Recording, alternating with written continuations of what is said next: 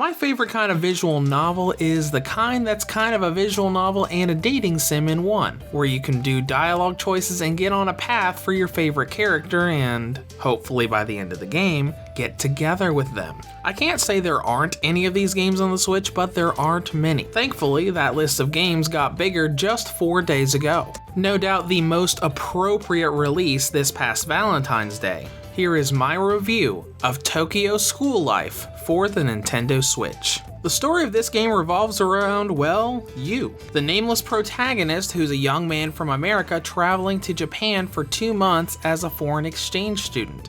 Completely obsessed with Japanese culture and really wanting to meet cute girls.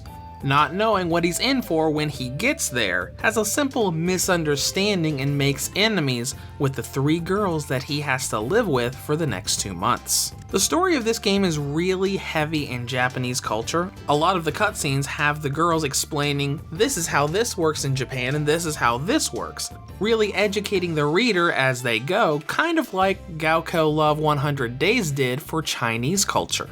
Now, as far as the character development is concerned, all 3 of the girls have a lot of good development, especially once you get to the halfway point of the game and get into their specific character ending and path.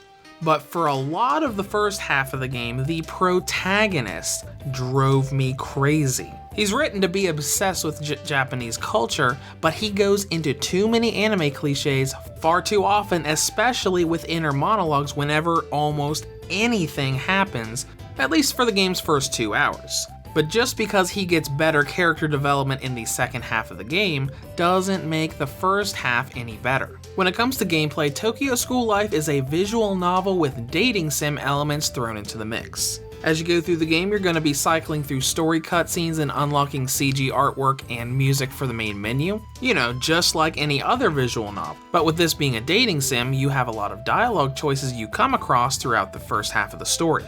Every choice you make during these segments can add affinity points to any of the 3 main girl characters. Some choices will add more points than others, and some choices won't add any. Then when you reach the halfway point of the game, who has how many points will determine what ending path you get. Either one of the girls' ending paths, or if none of them have enough points, you'll get the bad ending. This system is very simple and there are plenty of easy guides to help you get to what ending you want, but it's also a really neat system, because each different ending path isn't these events, but you're with this character, or you're with this girl, or you're with this girl. Each path has a dramatic difference in length and what happens. Now, when you're talking about length, this isn't a terribly long visual novel. The first ending I got was Sakura's, which was by far the longest of the 3, and I completed the game and getting that in a little under 4 hours of game time. Going back to get the other 2 endings only took me about an hour and a half more. That's including all of the time I spent skipping and redoing all of those dialogue choices. So overall, you're probably not going to get much more than 5.5 to 6 hours out of this game going for a 100% completion run.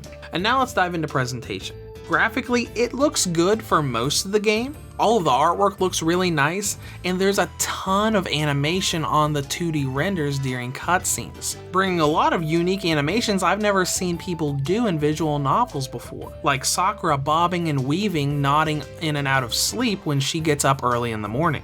The only problem I have with this is the 2D renders during normal cutscenes. Sometimes they're going around in their animations and look flawless, but some other times you can see a lot of jagged edges on them as if they were 3D character models. It's not a huge problem, but it is a little nitpick I have because visual novels are known for looking pristine and perfect.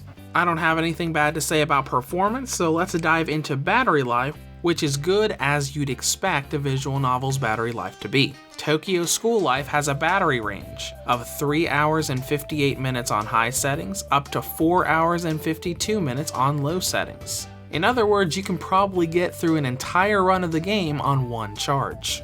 Now, in conclusion, Tokyo School Life is a cute little visual novel that brings a lot of Japanese culture information and dating sim elements back to the Switch. Now, the downside, the protagonist isn't really very likable for the first half of the game, and some of the character models have a surprising amount of jagged edges during animations. But if you're looking for a dating sim on the Switch with cute Japanese girls, this will definitely qualify. Reviews to Go rates Tokyo School Life for the Nintendo Switch an 8.5 out of 10. If you have any comments or questions, feel free to leave them below or head to the website at reviewstogo.com.